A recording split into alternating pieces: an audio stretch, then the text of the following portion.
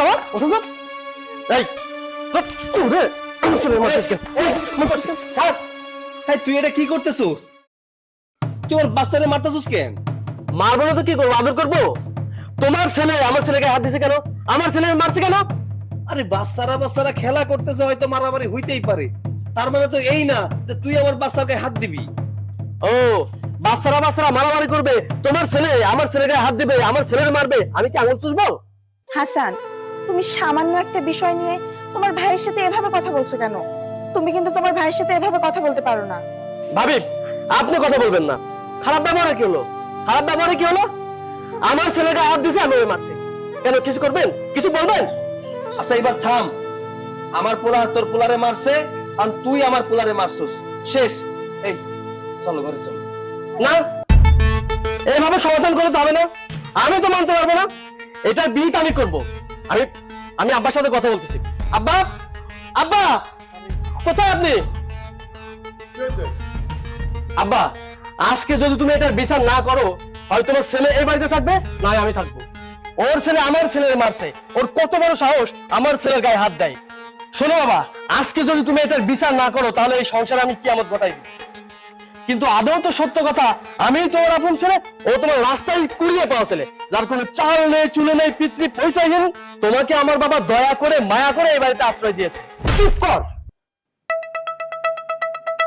তুমি সামান্য একটা ছোট লোক এতিমের জন্য আমার থাপ্পড় দিলে। আজকে তুমি যদি আমার বাবা না হতে, আমি গলা ধাক্কা দিয়ে বাড়ি থেকে তোমাকে বের করে দিতাম। ছোট, মুখ সামলায় কথা কও। তুই ভুলে যাস না, সে তোর বাবা। এই এতিমের বাচ্চা, চুপ। আর একটা কথাও বলবি না। এখানে আমি আমার বাবার সাথে কথা বলছি, তোর কথা বলার অধিকার নেই। হাসান, তুই কিন্তু সীমা ছাড়িয়ে যাচ্ছিস। সীমা ছাড়িয়ে যাওয়ার দেখেছো কি? আজকে তোমাদেরকে এমন কিছু কথা বলবো যা এর আগে কখনো আমি বলিনি। ওর জন্য, শুধুমাত্র ওর জন্য আমি এই বাড়িতে শান্তি করে থাকতে পারি না। ওর জন্য আমার সম্পত্তির ভাগ কমে গেছে। আমি কিছু করতে গেলে ওর কাছে পরামর্শ করে তারপর তুমি আমাকে করতে বলো। কেন, আমার কি নিজস্ব কিছু নেই? আমি কি নিজের ইচ্ছায় কিছু করতে পারি না? ওর কাছে কেন শুনতে হবে? ও আমার স্বাধীনতা নষ্ট করে দিয়েছে, ও আমার শান্তি কেড়ে নিয়েছে। ওর মতো একটা রাস্তার কুড়িয়ে পাওয়া ফকিনীর বাচ্চার জন্য আমি আমার স্বাধীনতা নষ্ট করতে পারবো না। শোনো বাবা, আমি সাফ সাফ তোমাকে বলে দিচ্ছি, আজকের মধ্যে এক্ষুনি যদি ও এই বাড়ি থেকে চলে না যায়, আমি তোমার সাথে এই বাড়িতে থাকবো না, আমি এই বাড়ি থেকে চলে যাবো। তুই কি পাগল হয়ে গেলি? সৈকতকে আমি রাস্তার থেকে কুড়িয়ে আনলেও নিজের সন্তান হিসেবে ওকে আমি বড় করেছি, মানুষ করেছি। আব্বা থাক না, ওর আর কিছু কইতে হবে না। ওর তো কোনো দোষ নাই। ও যা কইতেছে সত্য কথা কইতেছে। একটা ছোট্ট বিষয় নিয়ে হলেও সত্যি কথাগুলো কিন্তু ওর মুখ দিয়ে বাইরে হইতেছে। আমি কিচ্ছু মনে করি নাই, কারণ আমি তো রাস্তার পোলা। তুমি আমার এই রাস্তা থেকে কুড়ে এনে এই জায়গায় আশ্রয় দিছিল। ও তো সেই কথাগুলো কইতেছে। আমার মানুষের মতো মানুষ করছো, পড়াশোনা শিখাইছো, বিয়া দিছো, আমার একটা পোলা হইছে। আব্বা বিশ্বাস করো, আমি না কোনোদিন তোমারে অন্য কেউ ভাবি না, নিজের আব্বার মতো করে ভালোবাসছি। আমি ওরে নিজের ভাইয়ের মতো করে ভালোবাসছি।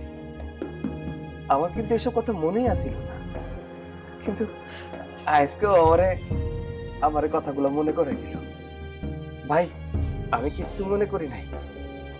শোন না, তোর এই বাড়ি থেকে কোথাও যাইতে হইব না, আমি চলে যাইতেছি। আমি, আমার সন্তান, আমার বউ, তোর কাছে তো বোঝা হয়ে গেছি। আমি চলে যাইতেছি ওকে নিয়ে, তোরা শান্তিতে থাক। আরে সম্পত্তির কথা কইলি না, আরে আমার সম্পত্তির কোনো ভাগের দরকার নাই তো। আমি তো এই বাড়ির কেউ না, আমার তো কোনো অধিকারই নাই। তাহলে এই সংসারে ভাগ নিয়ে আমি কি করব? বাপের সম্পত্তি নিয়ে আমি কি করব? আব্বা, আমার কিছু দরকার নাই। তোমার সব সম্পত্তি তোমার নিজের পোলারে দিয়ে দিও। আর তোমার সাথে যদি কোনো খারাপ আচরণ করে থাকি, আমার ক্ষমা করে দিও। আমি চলে যেতেছি বাইরে, আমাকে মাফ করে দিস। আমি চলে যেতেছি। চল, এই নে তোর বাস্তার খেলনা।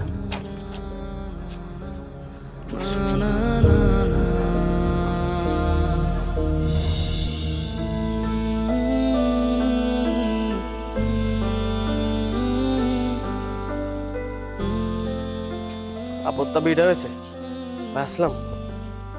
আমার ছেলের গায়ে হাত দেয় না, কত বড় সাহস! এই আসো।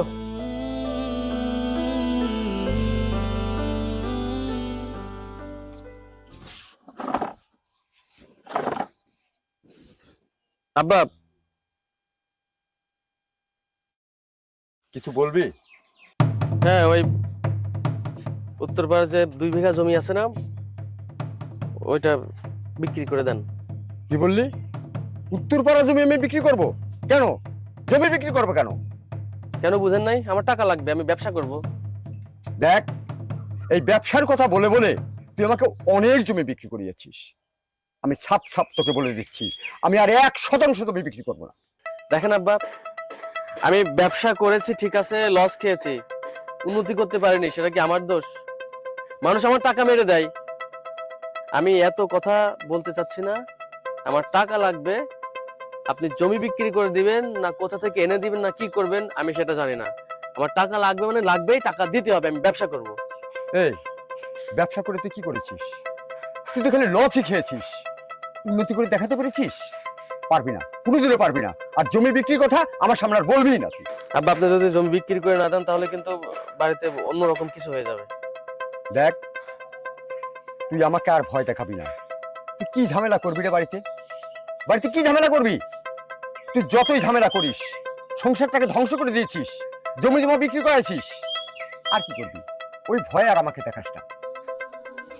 দেখেন আব্বা, আমি এত কিছু বুঝি না, আমি ব্যবসা করতে চাই, টাকা লাগবে আমার। আমার বাবার সম্পত্তি আছে, আমি বিক্রি করে টাকা নেব, সমস্যা কোথায়? আমি কোনো কিছু করি আমি মানুষের সাথে অনেক কথা শুনতে হয় আমার, রাস্তাঘাটে চলতে পারি না, বাজারে চলতে গেলে অনেক কথা বলে, বেকার মানুষ, শুধু বাবা বসে বসে খাই, আমি মানুষের এই কথা নিতে পারতেছি না। আপনি ওই জমিটা বিক্রি করে আমাকে টাকা দেন, আমি ব্যবসা করব। আর যদি না দেন তাহলে কিন্তু এবারে তো অনেক খারাপ কিছু হয়ে যাবে। এই ছেলেটাকে আমি আর মানুষ করতে পারলাম না। আর তুই কি করিস নি আমার? মান সম্মান তো আমারও খেয়েছিস। আমি বাজার ঘাটে উঠতে পারি না, বসতে পারি না, মানুষজন নানান ধরনের কথা বলে। দোকানদার বলে আপনার ছেলের কাছে টাকা পাবো, অমুক বলে আপনার ছেলের কাছে গাড়ি ভাড়া পাবো। এগুলি কি? হ্যাঁ, এক সময় কি আমার সম্মান কম ছিল? আসলে তুই জানিস না রে বাবা, এই পৃথিবীতে অর্থ করি না থাকলে তার সমাজে কোনো দাম থাকে না। আর সে দামটা তুই একদম নষ্ট করে দিয়েছিস। আমাকে একজন জীবিত মানুষকে মৃত করে রেখেছিস। আমার সাজানো সুখের সংসার ছিল, এই সুখের সংসারটা তাসের ঘরের মতো ভেঙে চুরমার হয়ে গেল। কার জন্য? একমাত্র শুধু তোর জন্য রে। বুঝতে পারলে না এই বাবা নামের বটগাছটা যে কয়দিন বেঁচে আছে তুই বুঝবি না। যেদিন আমাকে হারাবি সেই দিন তুই তিলে তিলে টের পাবি।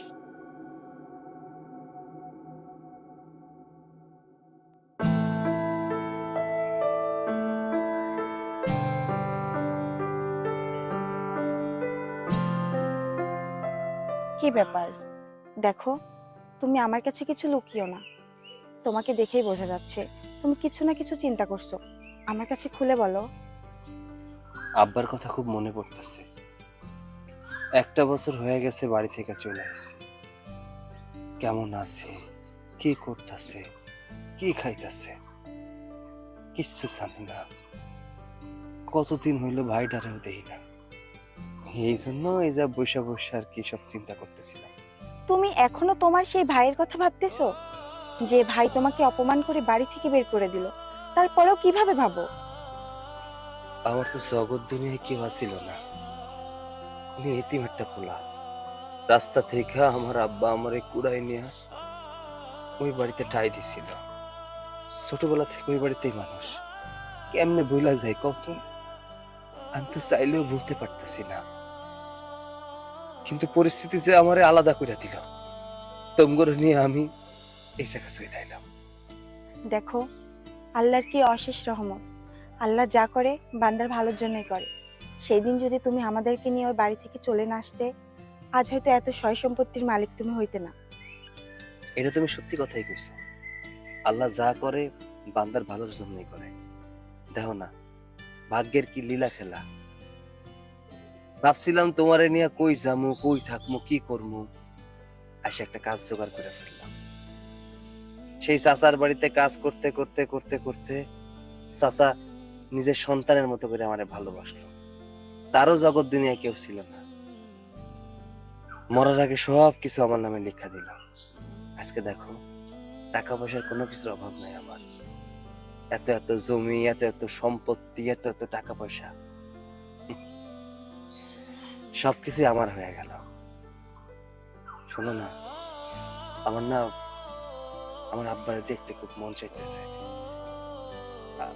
একটা কাজ করি, চলো আমরা ওই বাড়িতে যাই, এটা আব্বার লোকে দেখা করে আসি। না না, ওই বাড়িতে আমি তোমাকে যেতে দেব না।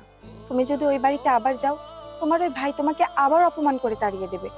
আমি কখনোই চাইবো না আমার সামনে তুমি আবার অপমানিত হও। অপমান করে বাইর করে দিলে কি হইবে? আমাকে তো থাকার জায়গা আছে, আগে তো থাকার জায়গা ছিল না। যদি অপমান করে বাইর করে দেয়, এক নজর তো আব্বারে দেখতে পারুম, তাই না? আচ্ছা ঠিক আছে, তোমার যেটা ভালো মনে হয় তুমি সেটাই করো।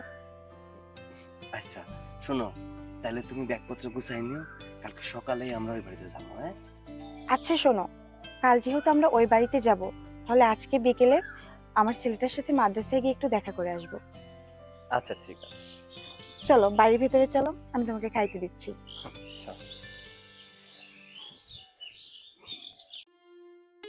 আচ্ছা হুম? আমি বুঝলাম না, তুমি এইভাবে লুঙ্গি পরে আর আমাকে একটা এরকম একটা শাড়ি পরে কেন নিয়ে যাচ্ছ? শোনো, আমি চাই না আমার পরিবারের মানুষ জানুক যে আমার কাছে টাকা পয়সা হয়েছে। টাকা পয়সা হইলে সবাই দাম দেয়, আমি এটা চাই না। আমি চাই যদি আমার পরিবারের কোনো সমস্যা হয়, আর্থিক সমস্যাগুলো আমি যেন সেই সময় টাকা দিয়ে পূরণ করতে পারি। বুঝতে পারছো? ঠিক আছে, তুমি যা ভালো বোঝো তাই করো। চল।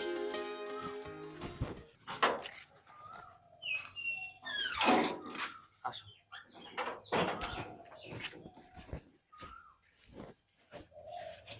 আব্বা, আব্বা, বাবা সৈকত, আব্বা, তুই এতদিন কোথায় ছিলি বাবা? কেমন আছো আব্বা? ভালো আছি। এই, আমি তো তোকে কিছু বলিনি বাবা। এই যে আমার কুলাঙ্গার ছেলেটার কথা শুনে তুই আমাকে কেন কষ্ট দিলি? আমি তোকে কতই না খুঁজেছি রে বাবা। তুই একা কেন? আমার নাতি কই?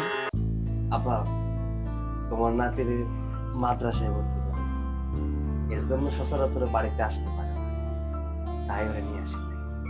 বাবা তুই এসেছিস, খুব ভালো করেছিস। তুই না থাকাতে বাড়িটা কেমন ফাঁকা ফাঁকা হয়ে গেছে রে। আমার কিচ্ছু ভালো লাগে না।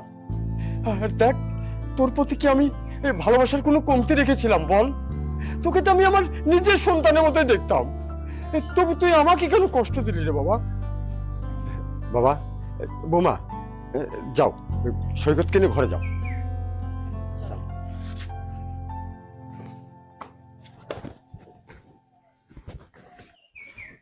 যাক, এখন আমার বুকটা অনেক হালকা লাগছে। যাই, অনেকদিন পর আমার ছেলে এসেছে, কিন্তু আমার ছোট ছেলে যদি এবার কোনো কথা বলে, আমি আগের মতো আর কোনো ভুল করবো না। আমি তার প্রতিবাদ করবো, প্রয়োজনে আমি ছেলের সঙ্গে কথা বলবো। যাই, আমি বাজার থেকে একটু ভালো মন্দ বাজার করে নিয়ে আসি।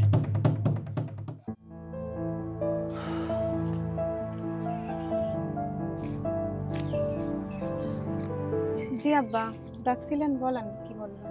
মারে, আমার বড় ছেলে সৈকত অনেকদিন পর বাড়িতে ফিরেছে।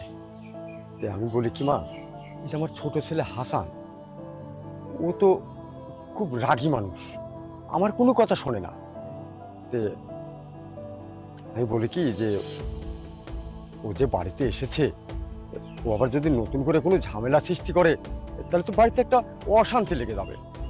তুমি যদি একটু আমার হাসানকে একটু বোঝাতে মা, যাতে ও আর আমার বড় ছেলের সঙ্গে কোনো খারাপ আচরণ না করে।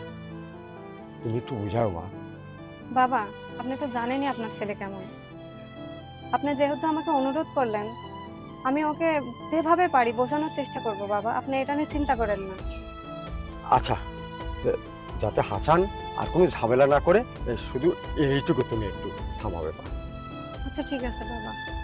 আচ্ছা তুমি যাও। জি বাবা।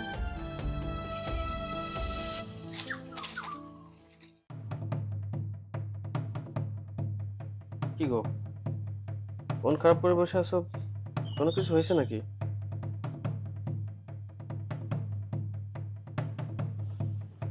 বসো। আরে কি হয়েছে বলবো তো? তোমার ভাই ভাবি এসেছে, শুনেছো? ভাই ভেবে এসেছে মানে? এই, কি কি কি বলো তুমি? তাদের না অনেক আগে বের করে দিয়েছিলাম। আহা, মাথাটা ঠান্ডা করো, আসতে বলো, পাশের রুমে ওরা আছে, শুনতে পাবে। যাই হোক, ওরা এসছে, এখন মাথাটা তুমি ঠান্ডা করে বসো, শোনো বাবার সাথে আমার কি কথা হয়েছে। বাবা আমাকে বললো যে ওরা এসছে, তুমি যেন ওদের সাথে কোনো ঝামেলা না করো, মাথাটা যেন ঠান্ডা করে রাখো। তো এখন কি করা যায় তাই বলো। আরে মাথা ঠান্ডা করবো কিভাবে বলো তুমি? মাথা কি ঠান্ডা করা যায়? তাদেরকে বাড়ি থেকে বের করে দিতে আবার আবার কোন সত্যি আসছে? বুঝতে পারছি। নতুন করে আবার এসেছে কোনো একটা বাহানা করতে, না আমার বাবার সম্পত্তি ভাগাভাগি, না না না, আমি তো ওদেরকে এটা করতে দেবো না। মাথাটা ঠান্ডা করেই কাজ করতে হবে। বসো। শোনো ভাইয়া ভাবি যেহেতু নতুন করে এই বাড়িতে চলে এসেছে, ঠিক আছে, আমি মাথা ঠান্ডা করে রাখলাম। আমি কোনো কথা বলবো না। আমার আব্বার কথা আমাকে রাখতে হবে। মাথা আমাকে ঠান্ডা করে থাকতে বলেছে না? হ্যাঁ, আমি মাথা ঠান্ডা করেই থাকবো। তাদের সাথে কোনো খারাপ আচরণ আমি করবো না, তবে আমার মনে যেটা আছে আমি সেটা করবো। তুমি শুধু চুপ করে থাকবা, আর আমি যেটা তোমাকে বলবো তুমি সেটা সেটা করবা, ঠিক আছে? ঠিক আছে। সমস্যা নাই, আমাদের ভাই ভাবি হোক না, সে বাবার কুড়িয়ে বাবা সন্তান। তারপর আমার তো ভাই, একসাথে মানুষ হয়েছি। এসব বিষয়ে আমার আর কোনো কিছু বলার নেই। যাও যাও, কিছু পানি নিয়ে আসো। আচ্ছা বসো, আমি যাচ্ছি।